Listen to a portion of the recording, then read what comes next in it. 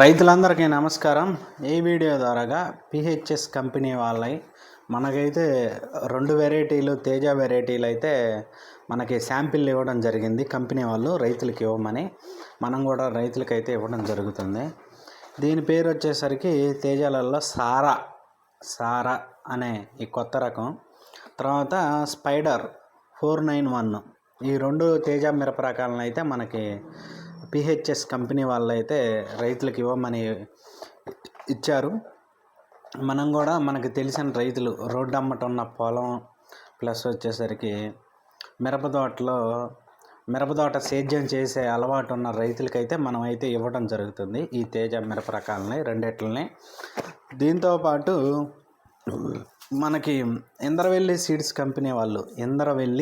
Company వాళ్ళు వాళ్ళ ఒక 2 శాంపిళ్ళు అయితే పంపించడం జరిగింది మనకి దీంట్లో డబ్బాలలో వేసి.